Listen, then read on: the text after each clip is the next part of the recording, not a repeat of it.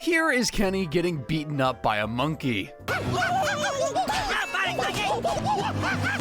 And here he is going head to head with a chainsaw.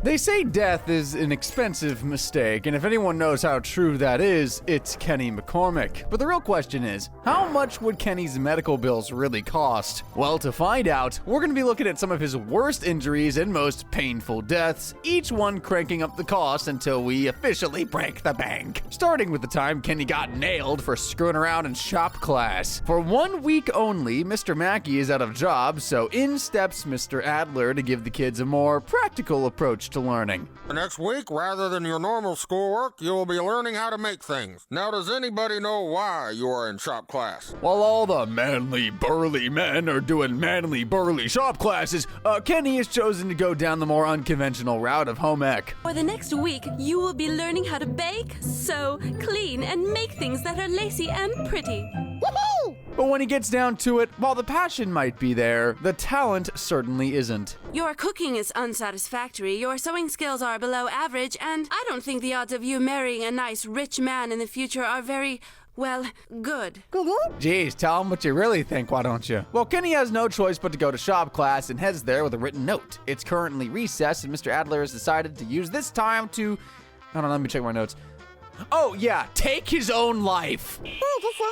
What? Who are you? Kenny McCormick has been transferred from home ec to shop class. Well, all right. Get some safety goggles and start getting acquainted with the jigsaw over there. While Kenny is getting to grips with his new surroundings, a fight between Craig and Tweak breaks out in the classroom, saving Mr. Adler's life, but nearly ending Kenny's. Hey, you're screwing around too much! Oh my god! They killed Kenny! You bastard! Of all the places he had to land. Well, getting punctured by a rusty nail gives you a serious chance of developing tetanus and sepsis, so with a nice like 9K ambulance ride, Kenny will have those wounds sorted out in no time. He'll need them cleaned, a nice tetanus shot, and of course some pain meds, which would be no more than another $6,550. If only he could cook and sew. Then he'd have saved himself the best part of $15,500. If there's one thing all fourth graders love, it's gaming. And the kids from South Park are no different. The game that's sweeping through the Rocky Mountains and the rest of America is called Pokemon. Sound a little familiar? Or did I say it too badly? Very own. I've got to buy Pokemon. Now you can collect them all. Furry cat, donkey trunk, penguin, shoe, lamb toy. Collect them all and you can become Royal Poke Master. I'll tell you what, it sure looks familiar. The friends turn into Pokemon fiends, playing the game night and day, and sooner or later, it was bound to take its toll. Dude,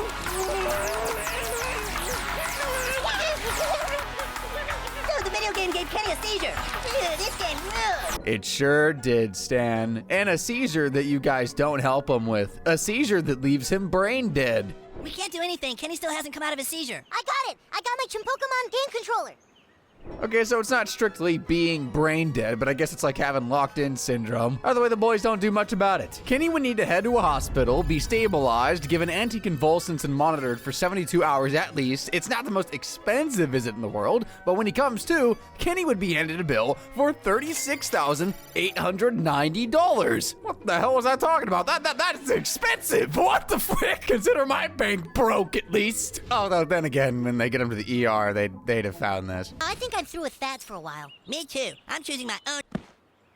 What the? Gross! We've had rats, now it's time for some chicken! Sorry. Well, chicken pox to be exact, and the little guy comes down with a pretty gnarly case of them. But that doesn't stop the boys coming around to the McCormick household to hang out for the night. Whoa, dude! You got herpes on your face too! And it's not long before Kenny gets to spreading his germs. And just like that, the whole gang is itching and scratching, but it turns out it was a super elaborate plan by their parents to make them all have chicken pox and get it out of the way while they're young. And Cartman can't believe it. Carmen, our parents sent us over there to catch chickenpox from Kenny. Yeah, dude, your mom wanted you to have herpes on your face. Hey, what? They start thinking, though, that this is all a conspiracy set up by their parents to kill them. So instead of talking to them, they try to spy, find out stuff, all that secretive shenanigans. But it turns out when you mess around while you got the pox, you can get really ill. Oh, man, I don't feel so good. Oh, good. Maybe you finally caught the chicken. Kyle! Yeah, like that. Thanks, Kyle. Each boy is admitted to the hospital over the risk of the disease spreading to the brain. It's crazy to think that it can actually kill you when, like, most kids get it. Well, I hope you boys learned your lesson. Going out and playing around with chickenpox almost killed you all. Luckily, though, chickenpox is usually a relatively short stay in the hospital, and that stay is about to get a lot shorter for Kenny. Oh my god! They've killed Kenny! You bastards! Guess the pox got to his brain. Kenny's death won't stop me from charging, though. His parents took him to the ER, so luckily for him, he saves on the ambulance fee. But the ER team would have a nice $13,500 deposited straight to their pockets just for processing an admission. He was put straight into the ICU, where he stayed for the best part of a day. So that's another $18,300 due to the potential brain complications, complex scans, and other tests that would be needed. We're gonna add another $34K on top of all that. Oh, also, the final treatment would be $12,480, which by my count comes out to a total for this section of $78,280 for chicken pox. But by no means is this the worst amount we'll be seeing today. Oh no. Stan and Kyle usually say that they killed Kenny, but in the episode ominously named Kenny Dies, it's actually a serious medical condition that gets the better of him. Kenny's sick? Well, how sick? Kenny has been diagnosed with a terminal disease. The disease he's diagnosed with is muscular dystrophy, which basically means that his muscles will weaken to the point his heart won't work anymore. Dang, that's pretty dark. This can't happen! Kenny can't die! Kenny can't die! Now, I know what you're thinking. We see him die like nearly every episode. Well, yeah, but it just feels a little different this time around. The boys head to the hospital to visit their friend. What a lucky little man. We'll be right outside if you need us, Kenny. Hey dude, how's it going? Brought you a present. It's a gobo fighter. But seeing his best friend so sick is more than Stan could stand, so he races out of the hospital. Stan, where are you going? I can't see him like that, Kyle. All those hoses and wires. He's a kid, dude. He's supposed to be running around and laughing. While Stan and Kyle are outside, Cartman and Kenny are left to talk things over, and Cartman wants to make sure Kenny knows just how much he means to him. I don't know if I ever told you this, Kenny, but I kind of always thought you were my best friend. I don't know. Well, cool. But even he can't hold it together. I care a lot about him, too. I'm gonna find a cure, Kyle. I swear to God, I'm gonna find a cure. Thing is, despite how it is that all of his friends have come to see him, Kenny wishes on his deathbed that Stan would come and see him most of all. So every time his private room door opens, he prays that it's his friend. You've got lots of friends, don't you, Kenny? Stan? No, there's nothing here from Stan, but, well, Stan's gonna come see you real soon, I bet, Kenny. Hey, look who's here. Hello, Kenny. I'm Laura Jones, and this is Bob Farron. We're with the Make-A-Wish Foundation. Well, unless you can make Stan magically appear, guys, I'm not sure you'll have much luck helping Kenny out here. What's your wish, pal? What did he say? He said his wish is not to die. Yeah, they really can't help. But it seems like another wish is about to come true for him. After a chat with Chef, Stan is finally ready to go and see his friend. 'Cause he needs me right now. All right. We'll go, kid. Hey, Kenny. He's left it too late, hasn't he? No. He just stopped breathing, and it was over. But I didn't get to see him. I didn't get to say goodbye. I might be speechless, but Kenny certainly wasn't as he managed to mutter some final words. Did he say anything before he went? He just said, "Where's Stan?" I'll tell you what, I do not get paid enough to unpack that. That is soul-destroying right there. But it's certainly not fake. Kenny dies after a short but big battle with his disease, and as horrific as it is to say, it's gonna cost him. Kenny effectively was given ICU-level treatment in a private room, and for the duration of his stay, which was 2 weeks, that alone could cost him $98,000. We also saw him with his end of life specialist, which would be another $16,000 and multiple daily visits and round-the-clock care. He's on a ventilator, has oxygen, has a whole nursing team that looks after him too, and also he'll be on some serious pain meds. That's 41 grand at least, meaning that his final 2 weeks on Earth would have costed him $155,000. And to think he'd pay double that to have Stan visit him. Sorry to rub it in too soon, I know. Sometimes I wonder if Kenny dies on purpose or he just has like the worst luck ever. I mean, the next episode we'll be looking at, Best Friends Forever, starts like this. You know, good losers. You have reached levels. Although it looks bad, and it is bad, they haven't quite managed to kill Kenny because back at the hospital they find a pulse. Doctor, we have a pulse. And that's it! Brought him back. Amazing, Doctor. You've revived somebody who's been legally dead for almost a day. They've been working on him for a full day? Yeah, that doesn't sound good for the long term. And it turns out that Kenny is in what's called a persistent vegetative state, or basically even more brain dead than he was earlier. Will he ever recover? I'm afraid no. Brain cells cannot be repaired once dead. But his soul is still in here. Trapped in here, if you will. Kenny is the same as he ever was. Why did they even bring him back? They're only gonna have to turn his life support machine off again anyway. Well, actually, that's kind of the whole argument for the rest of the episode. Should they switch it off, or should they leave him be? After a high-profile case for weeks, Will has found that Kenny wrote in case he's ever in this weird situation, and they read it live on air. If I should ever be in a vegetative state and kept alive on life support, please, for the love of God, don't ever show me in that condition on national television.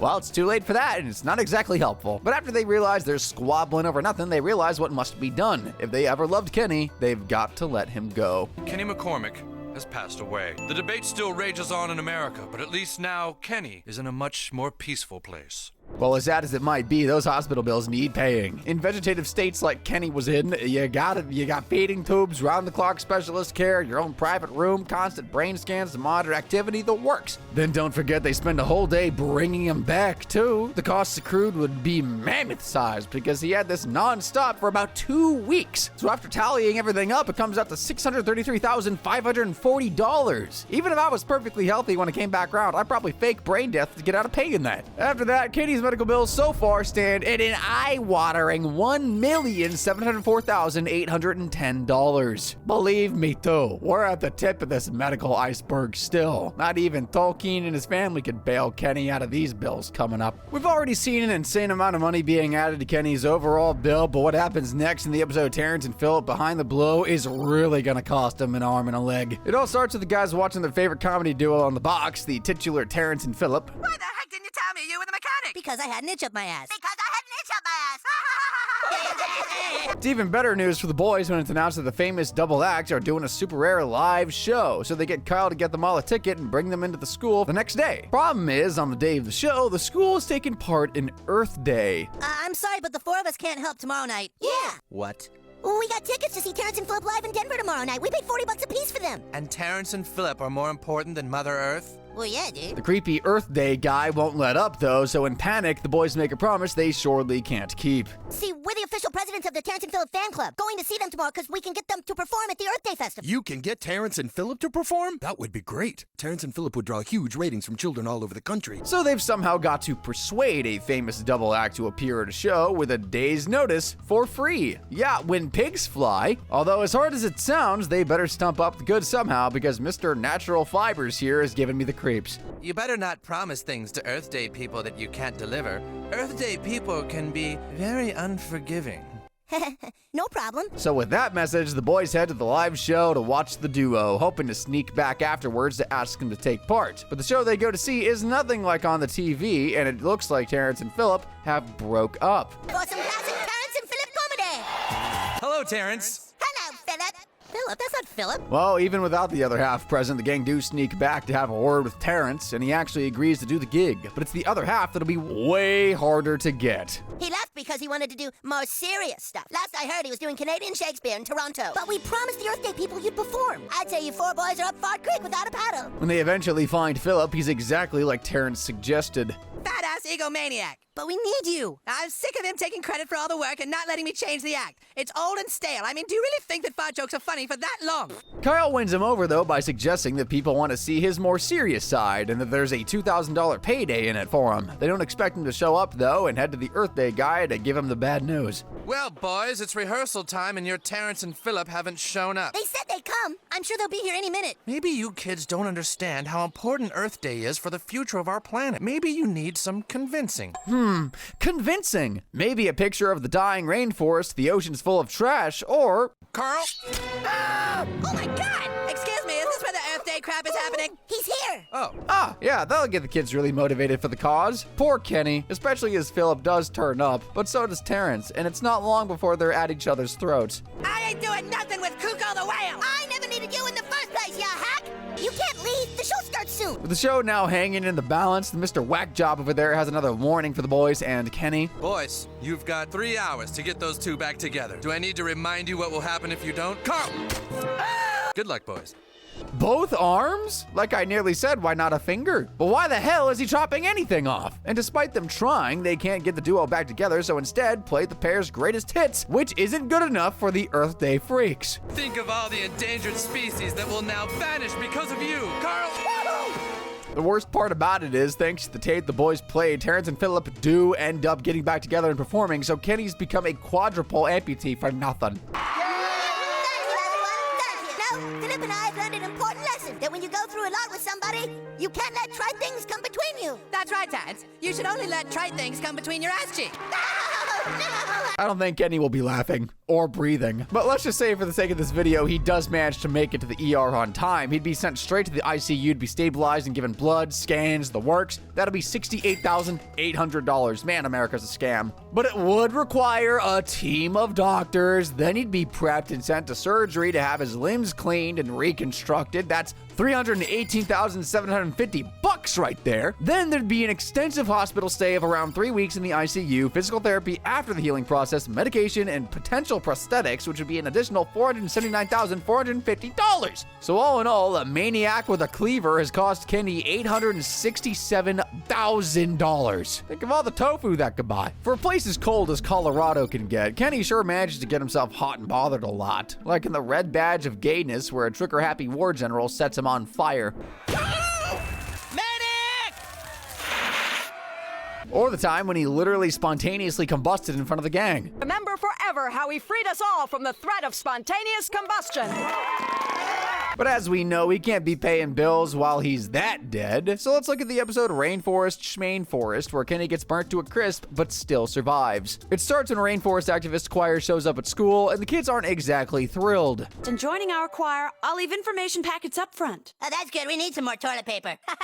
Looks like Kenny has himself a little crush. After the outburst, though, the gang is sent to Mr. Mackey for their punishment. I think that getting gay with kids is just what you need. I'm gonna sign up all 4 of you. What? You can't do that. Woohoo! That's gotta be the worst name for a choir in the history of choirs. Although I know this will surprise you, I'm not that clued up on them. Anyway, as you just saw, Kenny is buzzing to go about to the choir, but it's not like a weekend at some resort. The kids are going to Costa Rica. Which is the capital of Costa Rica. Oh, this is so exciting. God, dude, look how dirty and crappy everything is. Come on, Cartman, you're a guest. Well, before they have a look at the Costa Rican rainforest, they actually give the San Jose people a performance. The rainforest, what do you say? Being an activist is totally gay. I'll let you guys think about what you just saw, but the episode finally gets us in the rainforest, and the choir soon realizes it's not the cool place they thought it was gonna be, especially when their guide is on the menu. He's more afraid of us than we are of it. Oh my God! Yeah, that snake is really scared of us, all right. Without the guide to guide them, they all end up getting lost, and Kelly is not taking it well. I hate the rainforest! Oh, Lenny, hold me. No, I can't get attached. Oh, but I do like you. Oh, but you're only going to leave me. She's got attachment issues, Kenny. There's plenty more fish in the sea. But talking to fish, it's Kenny who ends up getting fried. Lenny, no! With Kenny literally dead, Kelly does everything she can to bring him back to the land of the living. Brave, you son of a... Whoa, dude. And she does it! Kenny is back with us. He and the rest of the kids make it out of the rainforest and back home, but let's hope Kenny has plenty in his bank account, otherwise he'd have probably preferred to have stayed dead. He's gonna need an ambulance to the hospital, which is $9 grand. He'd then be put straight into the ICU and on life support. He might be alive, but he'd be severely burned after being directly blasted by lightning. 4th degree burns would have him in the ICU for about 6 weeks, which is right around $397,750 for a 42-day stay. And then the big kicker is the reconstructive surgeries he's gonna need. Another $638,150 smackaroons right there. Oh, we're not even talking about all the aftercare, potential rehabilitation, meds, etc. You can easily add another $105,650 for that, bringing his bill to a shocking $1,150,550. When you think of getting run over, you usually think of cars. Well, not if you're Kenny. This boy's been hit with all sorts, like when a stampede of cows ran him over. Well, cows and a car. Kenny's got some compound fractures here, along with at least a broken arm and a leg, a punctured lung, and a fair amount of internal bleeding. He's gonna be in the hospital for at least 2 weeks, a week of which will be in the ICU. That's after multiple surgeries, scans, wound care, and of course, any and all meds needed. But that's child's play compared to the time another car nearly splatters him in the episode A Very Crappy Christmas. It's okay, we'll just have his character die in the film. Even a miracle. And that's why you should always look both ways before you enter the road, and also why there should be an age limit on driving. That granny had her foot on the floor, leaving Kenny looking like someone squashed a frackin' pumpkin. That's gonna take the world's best surgeons to mend him from that. You gotta take all the other stuff from the last entry, but then you gotta add blood transfusions, a hefty amount of reconstructive surgery to the skull, metal plates being added to support his body for the rest of his life, and a much longer stay in the hospital of around a month. You'd think Kenny would learn by now, wouldn't you? Well, he doesn't. And as that's more or less the same sort of injury, it's gonna cost Kenny the same amount of moolah to get it fixed. There's one more time he gets run over, though. Oh my god! Yeah, I know we're stretching the laws of physics and defying medical science with a lot of these, but even I know there's nothing that can be done about that. Kenny got turned into dust within seconds there. But for the ones we are counting, Kenny would have to pay for the serious surgeries and all the pre-post care, long stays in the hospital, and of course the recovery as well. And if you add all those things together, you get a grand total of $1,009,720. Pretty impressive. Imagine how expensive it'd be to fix that last entry. I don't think you can buy your way out of death. Kenny has been hurt every single way under the sun, but for some reason this guy loves getting himself crushed. He starts off kind of small by getting trampled on by a horde of giddy cinema goers. Oh my god, I found a penny! You bastard! Pretty light work for Kenny. A few broken bones, a small amount of internal bleeding, nothing a week in the hospital won't fix, but that's still not cheap. Still better than 99% of his medical bills, though. I'm sure he'll make a quick recovery. If you thought being stepped on was pathetic, though, let's take a look at the time Kenny got smashed by a dodgeball. They killed Kenny! You bastards! Holy frick, those kids got arms. How hard can you throw that thing? That's insane. That's organ damage from a dodgeball. I listened back to what I just recorded. I can't tell if I said Oregon or Oregon, like the state. As far as I'm concerned, that throw could damage both the land and the organ. Luckily, the impact was localized to his ribs, smashing most of them and probably puncturing a lung. It's one of those rare times where Kenny's injury looks a lot worse than it actually is. I cannot say the same for the time Kenny fell into a huge open grave with a wobbly obelisk on top of it, though. My responsibility. That's gonna be a broken spine, multiple organ injuries, and he'll most likely suffer from serious blood loss here too. If a dodgeball can make him bleed, a 500-pound solid object falling on him from a height will as well. He'll also need to stay in a hospital for around upwards of a month, with 2 of those weeks in the ICU, fighting for his life. And when he manages to make a full recovery, Sin and Kyle have a skiing surprise that'll put him right back in Hill's Pass.